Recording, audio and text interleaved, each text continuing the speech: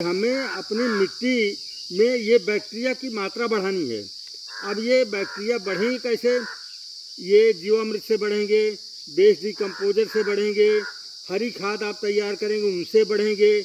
जो आप पराली खेत में जलाते हैं उसको जलाएं ना, जो फसल अवशेष है उसको आप खेत में सड़ाएंगे, क्योंकि यही जो सड़ा गला कार्बनिक पदार्थ है यही बैक्टीरिया का भोजन है। जब उनको भोजन पर्याप्त मात्रा में मिलेगा तो बैक्टीरिया बड़ी तेज़ी से डेवलप करेंगे आपके खेत में, ठीक है। तो अगर हमें रासायनिक उर्वरकों से नहीं पूर्ति करनी है, सिर्फ जैविक ही करना है, तो उसके लिए हमें अपने खेतों में जीवों की मात्रा बढ़ानी पड़ेगी, यानी बैक्टीरिया की मात्रा बढ़ानी पड़ेगी। तो अब बैक्टीरिया की मात्रा हमारे खेत में बढ़ गए हैं, ये कैसे पता करें? इसके लिए एक तो तरीका है, वैज्ञानिक तरीका है, जो हम मिट्टी की जांच करवाते हैं। उससे पता लगता है कि हमारी मिट्टी में कितने % कैल्शियम है, कितने % नाइट्रोजन है, कितने % अमोनियम है, कितने % जिंक है, सल्फर है, कैल्शियम है, ये सारे तत्व, ठीक है।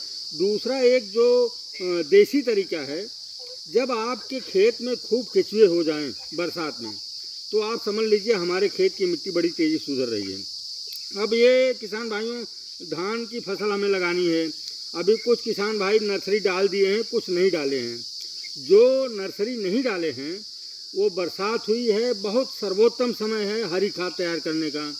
जिस खेत में आपको धान लगाना है उसमें आप ढैंचा बो दीजिए या सनई बो दीजिए, या इस तरह की जो हरी खाद वाली फसलें हैं, यानी मूंग भी बो सकते हैं। उसको आप सड़ा के ढैंचे को 35 से 40 दिन के अंदर आपको सड़ाना है, या इसी तरह से सनई भी 40 से 45 दिन के अंदर आपको सड़ा देना है खेत में। उसके बाद आपको धान लगाना है। धान लगाने के बाद आपको वेस्ट डिकम्पोजर, आपके पास है तो वेस्ट डिकम्पोजर, अगर आपने गाय रखा है गौमूत्र इकट्ठा कर सकते हैं, तो सबसे बेस्ट पड़ेगा आपको जो है जीवामृत। जीवामृत के साथ आप घन जीवामृत भी डाल सकते हैं। घन जीवामृत बनाने का तरीका आप लोगों को पता ही होगा। नहीं, हाँ, ठीक है। आप खरीद कर करने जा रहे हैं प्रयोग, तो कैसे प्रयोग करते हैं जीवामृत का या बीजामृत का, वो हाँ, ये मैं बता दे रहा हूँ। किसान जुड़े, किसान को किसान की तरह से ये बताइए जी। अब जीवामृत कैसे उपयोग करना है? एक तो तरीका होता है कि जीवामृत जो है उसको कपड़े से छान के आप स्प्रे कर दीजिए।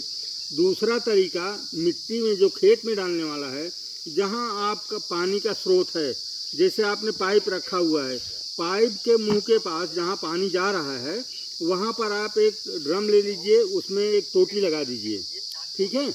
टोटी लगा के आप उसमें जीवामृत भर दीजिए, टोटी को थोड़ा खोल दीजिए, तो वो धीरे पानी के साथ साथ धीरे धीरे पूरे खेत में फैल जाएगा। ये तो हो गया जीवामृत देने का तरीका। इसी तरह से वेस्ट डिकम्पोजर भी आपको पूरे खेत में फैलाना है, और इसी तरह से वेस्ट डिकम्पोजर अगर आपके पास है तो उसको छिड़काव भी करना है। किसान भाइयों, रोग कीट जो लगते हैं खेतों में, तो हमें अपना खुद का बनाया हुआ कीटनाशक प्रयोग करना है। उसके लिए आप गौमूत्र में भी बना सकते हैं कीटनाशक, और वेस्ट डिकम्पोजर में भी बना सकते हैं। गौमूत्र में जल्दी आपको तैयार करना है तो गौमूत्र में आप नीम की पत्ती की चटनी बना के डाल दीजिए। आंकड़ा आता है मदार, उसकी पत्ते की चटनी बना के डाल दीजिए। धतूरा आता है, उसके पत्ते की चटनी आप बना के डाल दीजिए। हाँ, खैनी जो लोग खाते हैं, हाँ हाँ हाँ, जो भी आपको पूछना है, जो भी सवाल हो आप हाँ हाँ हाँ, मुझसे पूछिए आप जो कुछ। हाँ, अब जीवामृत बनाने का तरीका आपको बता दें। आपके पास देसी गाय होनी चाहिए, देसी गाय का मूत्र होना चाहिए। अब देसी गाय का मूत्र कैसे इकट्ठा करेंगे? हमेशा तो हम आप बैठ के उसका इंतज़ार कर नहीं सकते, कब पेशाब करेगी, कब हम उसको ले लें। तो सबसे अच्छा तरीका जो है, जो आप जहाँ गौशाला है आपकी, जहाँ पे आप गाय रखते हैं, थोड़ा नीचे फर्श को आप पक्की करवा दीजिए, लेकिन फर्श खुरदुरी रहनी चाहिए, और उसमें थोड़ा ढाल बना दीजिए। पीछे पतली सी नाली बना दीजिए, और कॉर्नर में एक चैम्बर छोटा सा बना दीजिए, जिसमें जाके गौमूत्र इकट्ठा होता रहेगा, ठीक है। तो 10 लीटर गौमूत्र और 10 किलो गाय का गोबर, देसी गाय का गोबर, और उसमें थोड़ी सी बरगद या पीपल के पेड़ के नीचे की मिट्टी होनी चाहिए। 200 लीटर ड्रम में 1 किलो कम से कम देसी गुड़, वो भी अगर पुराना रहेगा, ख़राब रहेगा तो सबसे बढ़िया रहता है, क्योंकि उसमें आयरन की मात्रा बहुत ज़्यादा रहती है। देसी गुड़ 1 किलो हो गया, और 1 किलो दाल का आटा। दाल के आटे में ये देखा गया है, दाल का आटा तो ऐसे कोई भी डाल सकते हैं जो भी अवेलेबल है आपके पास, लेकिन जो बढ़िया रिजल्ट मिलता है वो अरहर की दाल और चने की दाल से मिलता है। तो चने की दाल या अरहर की दाल। थोड़ा सा यहाँ पे बता दें जी, दाल में क्या होता है, प्रोटीन का भाग होता है, और प्रोटीन नाइट्रोजन से बना होता है, तो एक तरह से ये यूरिया उपलब्ध कराता है। अब आप बताइए, हम क्योंकि आपको टेक्निकल चीज उसमें देखिए गौमूत्र में वैसे भी आपको nitrogen, phosphorus, copper, iron, sulphur, zinc, यानी जितने तत्व होते हैं सारे के सारे गौमूत्र में मिलेंगे आपको। ठीक है। अब वो जब आप जीवामृत बनाते हैं तो वो सारे तत्व मल्टीप्लाई होते हैं। ठीक है। और उसमें अगर आपको ऐसा लगता है कि आपके खेत में कॉपर की कमी हो गई तो उसमें थोड़ा सा तांबे का तार आपके पास हो वो डाल दीजिए, नहीं तो तांबे का पुराना बर्तन अगर कुछ है तो वो डाल सकते हैं। आयरन की कमी आपको लगता है कि हमें हमारे खेत में ज़्यादा आयरन चाहिए, तो बिना जंग लगी कील जो खीला आता है उसको आप थोड़ा सा डाल दीजिए, तो वो बड़ी तेज़ी से आयरन और कॉपर की कमी को कवर कर लेगा। ठीक है। ये जीवामृत में भी आप कर सकते हैं इसका उपयोग, और वेस्ट डिकम्पोजर में भी कर सकते हैं इसका उपयोग। तो आपके खेत में अगर कॉपर की कमी है, पत्तियां पीली पड़ जाती हैं या उस पर लाल पीले धब्बे पड़ जाते हैं, तो कॉपर की कमी ये समझ लेनी चाहिए। तो उसके लिए आप कोई बर्तन, तांबे का पुराना बर्तन हो या तांबे का तार हो, उसको आप डाल देंगे, और जब आप उसको बराबर हिलाते रहेंगे ना सुबह शाम, तो कॉपर की पूर्ति पूरी कर लेगा वो जीवामृत भी कर लेगा, वेस्ट डिकम्पोजर भी कर लेगा, जितना भी है। ठीक है।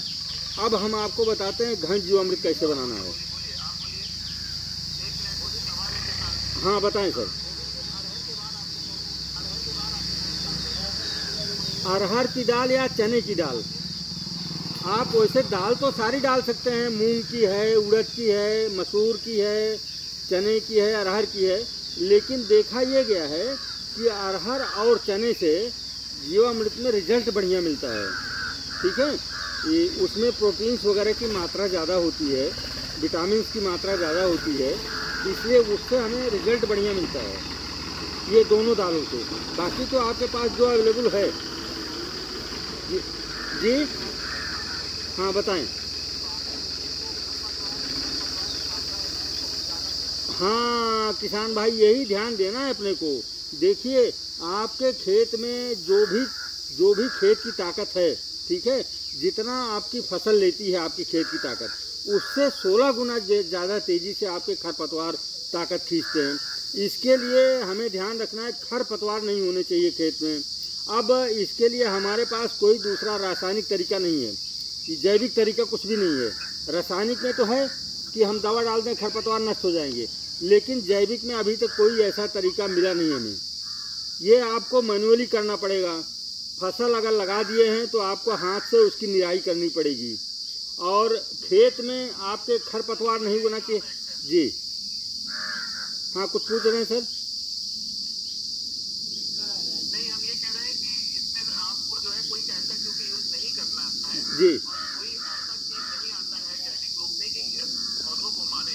हाँ इसलिए आपको निराई ही करनी पड़ेगी। निराई ही करनी पड़ेगी। यही एक अभी हाँ अब देखिए ऐसा है, हाँ ऐसा है, धान की फसल अगर आप लगा रहे हैं, मैं आपको बताऊं मेरा अनुभव कि अगर आप ढैंचे की बुआई कर देते हैं और ढैंचा सड़ा के धान लगाते हैं, तो ये समझ लीजिए कि कम से कम 80 से 90% आपके खेत में खरपतवार नहीं होना है। बहुत कम खरपतवार होगा जिसको हम आराम से जो है मैनुअली निकाल सकते हैं। रह गया गेहूं की बात, ठीक है, जब आप गेहूं की बुआई करते हैं तो उसमें खरपतवार बहुत ज़्यादा उगते हैं, तो उसके लिए हैंड हैरो एक यंत्र होता है, हमने बनवाया हुआ है उसको, यहाँ पे नहीं है, आज तो उसको बुलाओ जरा वो हैंड हैरो अपना उठा के लाए, वो आपको दिखा देते हैं। एक यंत्र हमने बनवाया हुआ अभी दिखा देते हैं, जरा बुला के। एक सलाह तो मैं ये दूंगा कि अगर जैविक खेती करना है तो बेड पे अगर आप जैविक खेती कर रहे हैं तो बहुत बढ़िया रिजल्ट मिलेगा। ठीक है। और हाँ, घन जीवामृत आपको बनाने के लिए बता रहा था मैं। 1 कुंटल गोबर, 15-20 दिन पुराना गोबर ले लीजिए, उसको हाथ से मसल के खूब बारीक कर लीजिए।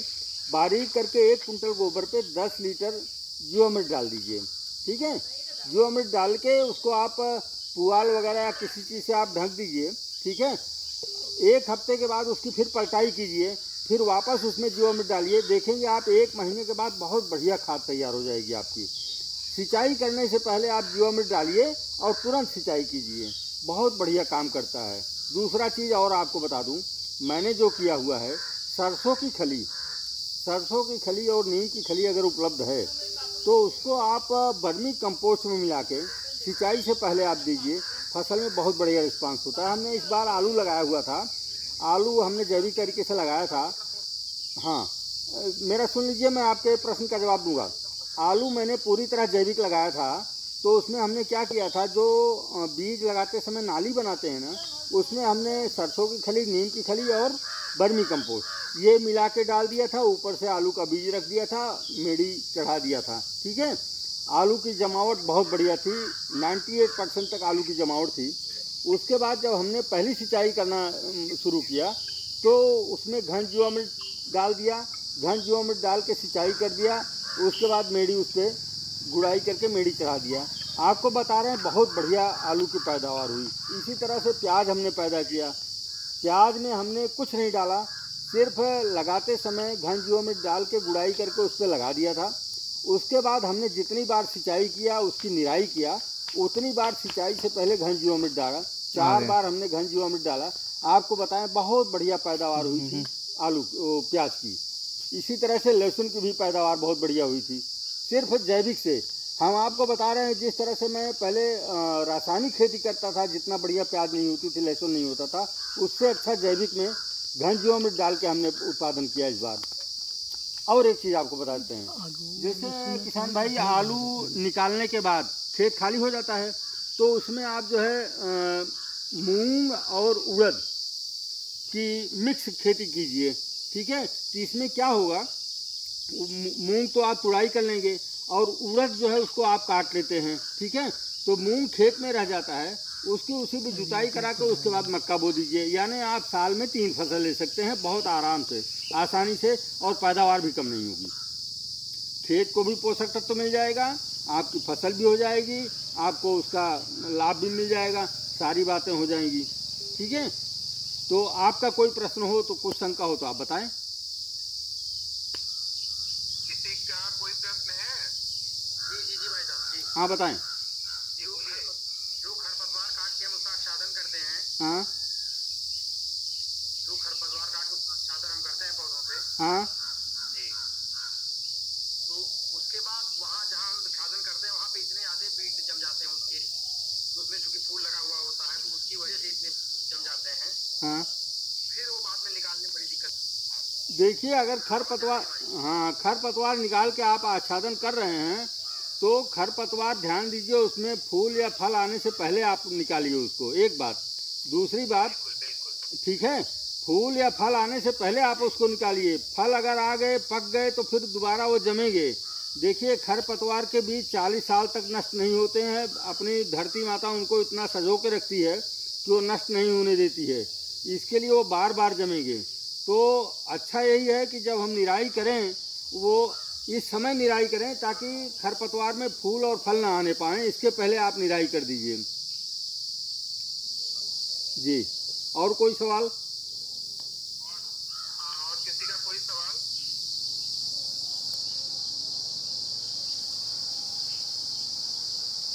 और कोई किसी का कोई प्रश्न है?